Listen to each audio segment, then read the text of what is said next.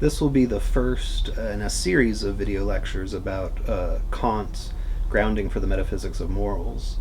Mostly because it's the version I use to teach, I will be talking about the James Ellington translation of the Grounding of the Metaphysics of Morals published by Hackett. This is a totally serviceable translation. I use it predominantly because the translation's basically good, and it's very inexpensive for students to find a copy of this particular edition. Of course, if you're reading in English, more serious scholarly work with Kant is usually done using the Cambridge translation. So, good translations, of course, are widely available.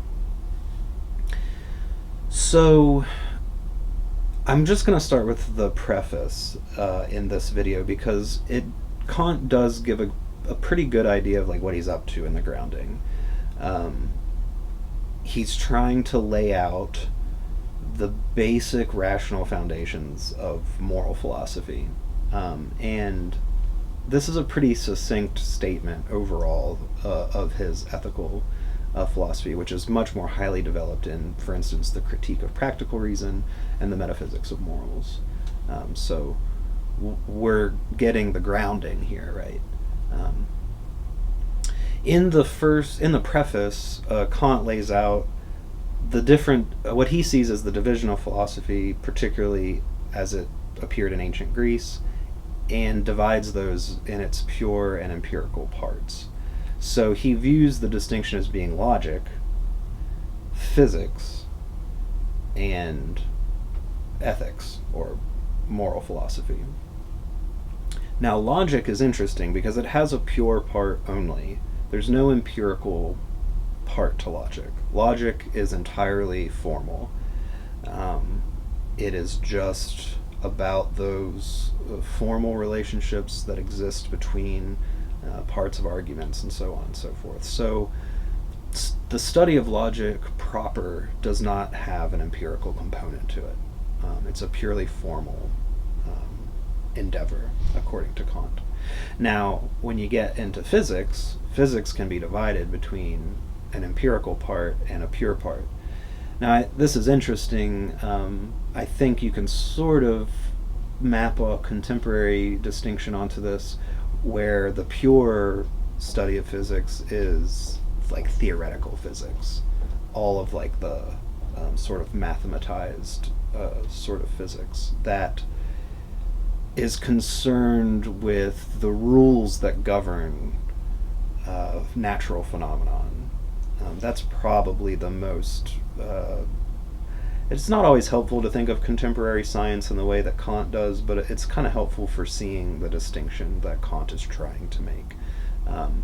That there are these purely formal elements where we can talk about the general rules that govern phenomena and then move into looking at particular phenomenon when we're doing empirical science. So experimental physics is more the empirical part. You're looking at actual sort of concrete empirical data that you can use then to kind of test back and forth between your ideas, your theoretical ideas, and what you're able to observe, and so on and so forth. So there's a distinction in physics, according to Kant, between this purely theoretical, formal part that has to do with rules that govern, the world, the natural phenomena, and so on, and then the empirical part, where you're actually looking at particular experimental observations and that kind of thing. Now, what's interesting is that moral philosophy and ethics are also divided in this way. There's a pure part and then there's an empirical part. So when we do like applied ethics and we look at particular cases, even when you look at something like the trolley problem, which is a thought experiment, the people are on the track, there's 5 of them, and there's a trolley coming at them out of control, and you have to make a decision to pull the lever and divert the trolley from the course where it will hit 5 people onto another track where it will only hit 1, right? That's still a very specific example. There's details to it that you need to pay attention to. So even though it's sort of fabricated as a thought experiment, it is still particular in a way. Likewise, if you look at any sort of concrete empirical case of the ethics of particular problems in bioethics of designer babies, or in healthcare ethics of like end of life care, and technology issues with technology about privacy, the use of metadata, and all that kind of stuff, and who owns it. Those are all sort of particular empirical problems. Kant is interested, and he wants to stress that all of ethics must be grounded in its pure part.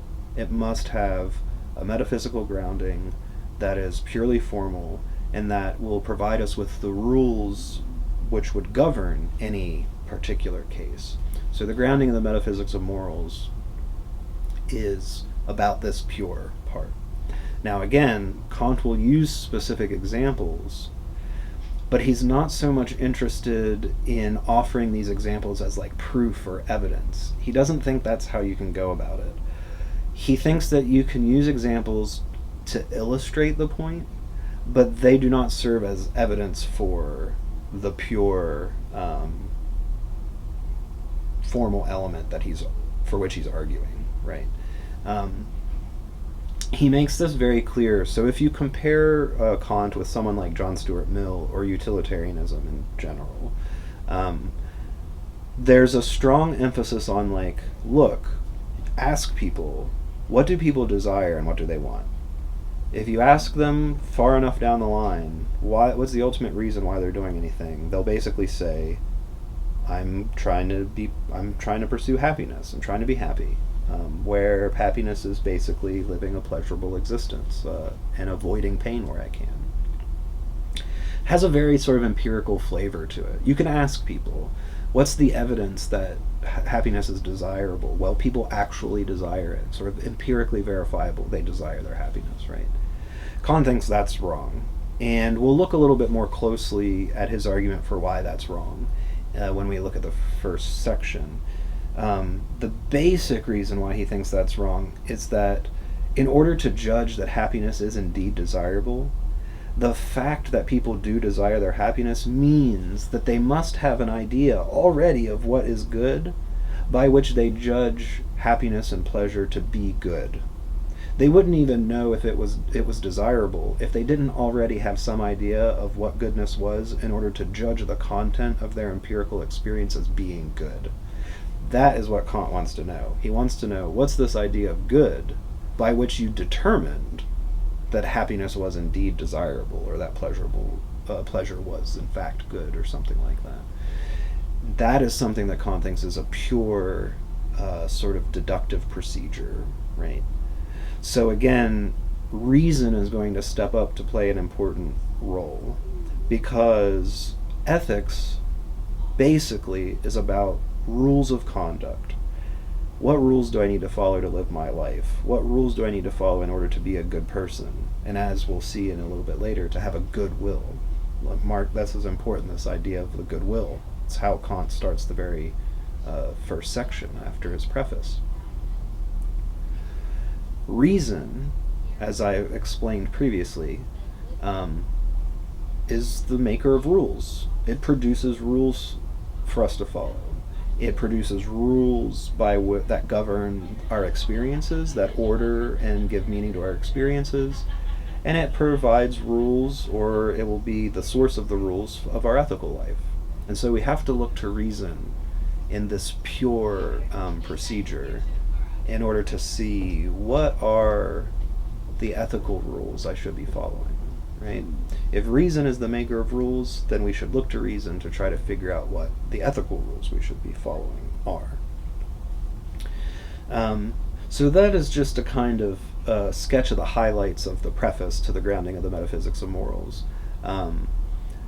For us, moving forward, what's really important is that ethics can be divided into this pure and empirical part. Kant is really looking at the pure part.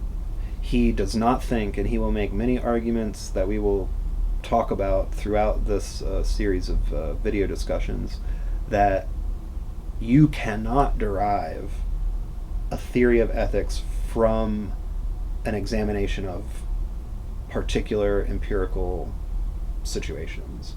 Kant just does not think that that is possible. And again, that's an idea that we'll revisit, and we'll hear a couple different arguments for why we can't root ethics in its empirical part, why there must be a pure principle that governs our ethical decision making. We will see later that this principle will be known as the categorical moral imperative. So that will feature pretty prominently in our discussion of Section 1, and then really get into the details in our discussion of Section 2 of the grounding of the Metaphysics of Morals.